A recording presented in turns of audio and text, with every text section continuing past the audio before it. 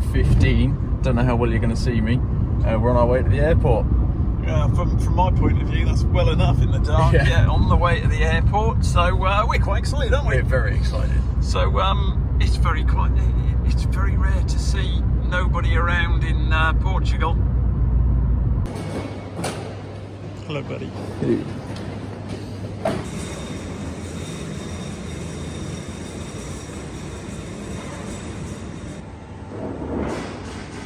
Right, we keep forgetting to vlog, but we're going on the plane.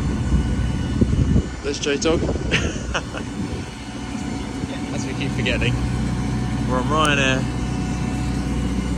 Pois contém importantes informações de segurança específicas para este modelo de avião.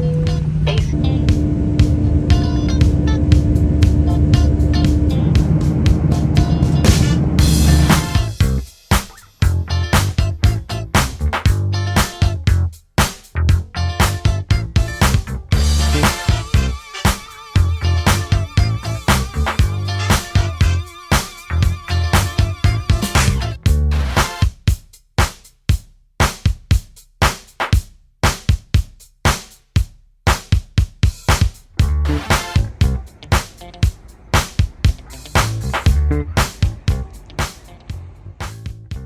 And here we are with the beautiful Ferrari.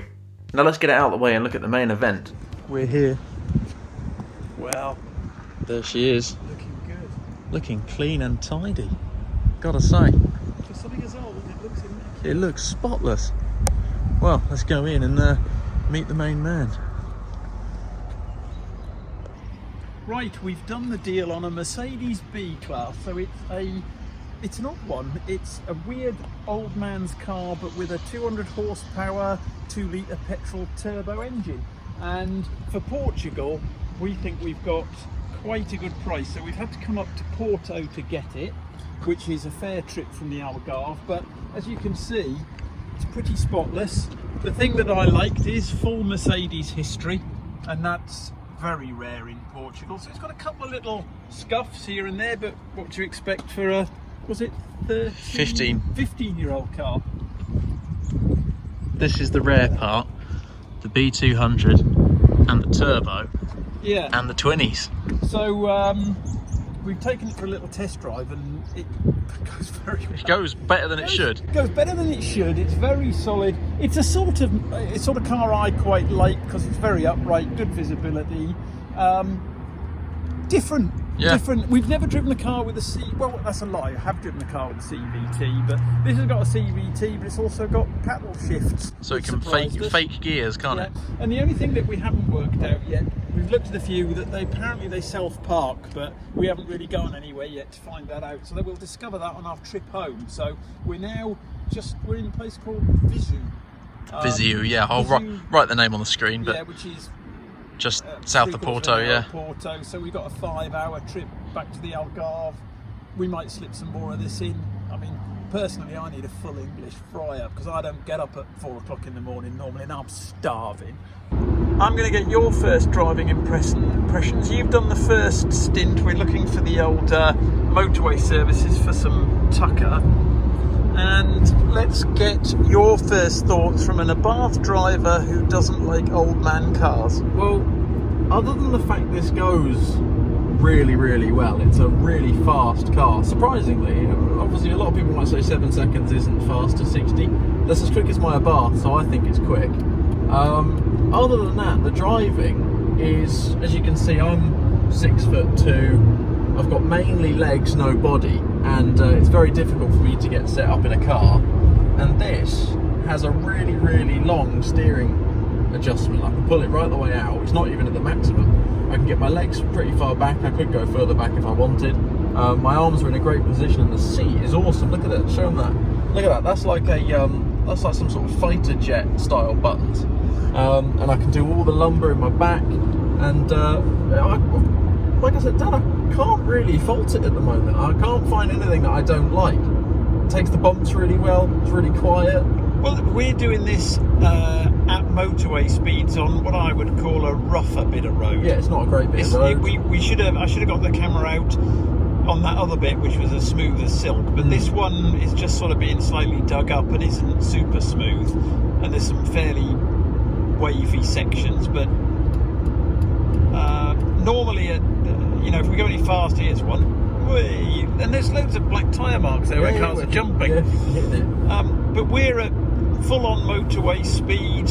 Yeah, got my heated seat on level 1. The heated seat, and I'm not having to raise my voice. No, not at all. And it's just idling along at just under 2,000 RPM, silent really. So I can't fault it. It's time after lunch that you have your go day. It'll be mine after we've started our first stop and a bit of nosh. It will. Right, Johnny's in his first drive of the B class. Yes, it's make sure you don't get my full nose in it. What are we thinking? Well, it's reminding me very much of my E-Class that I had in the UK, which I did galactic miles in. It's effortless to drive, and everything is where you expect it to be, isn't it? Yeah. So everything, you don't have to think about where anything is, it's just there where it should be. And then the other bit is, it's rock hard, it's really good quality.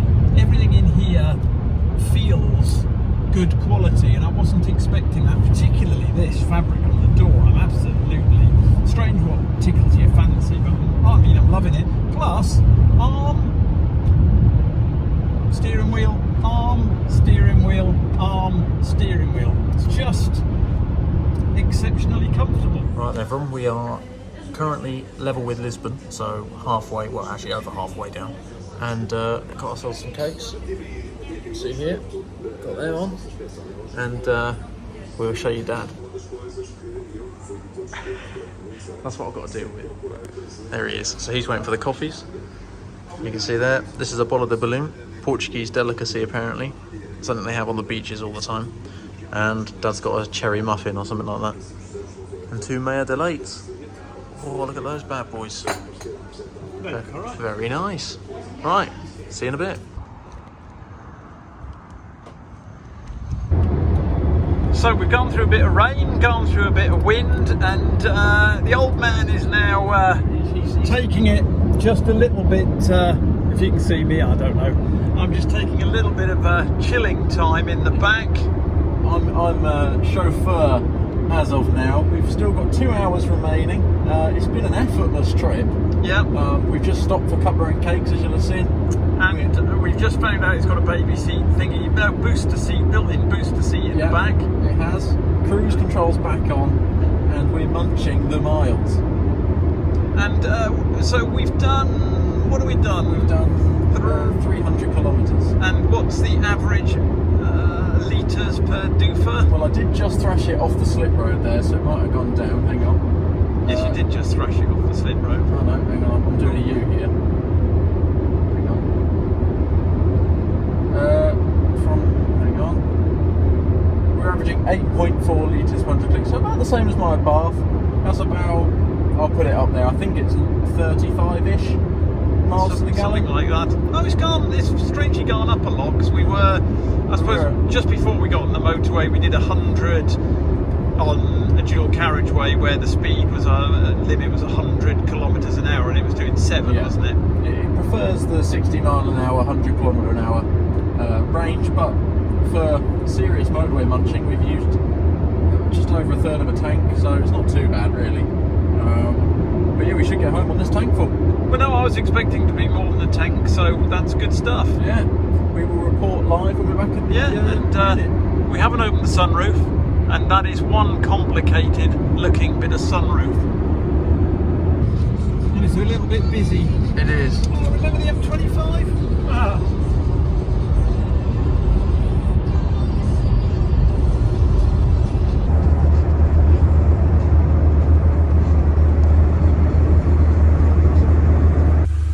Right, we've read online these sunroofs are a little bit dodgy, but I thought I'd film it just to show the first opening. Are you going to go for it then? That looks like I've got it. Okay, go on in.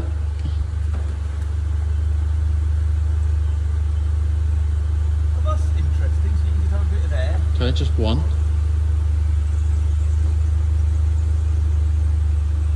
Oh, cool! Bloody cool. Oh, that's like... Oh. Oh, that's weird. That's super cool. Needs a good clean. The world's most complicated sunroof. That's bloody cool. Well, so that I was wondering. I thought they'd be under a lot of pressure with the wind, but that's a deflector. Deflector even, Yeah. Oh, that's quite clever. Well, in fact, it's very clever. Needs a good clean. But that's wicked. That's wicked.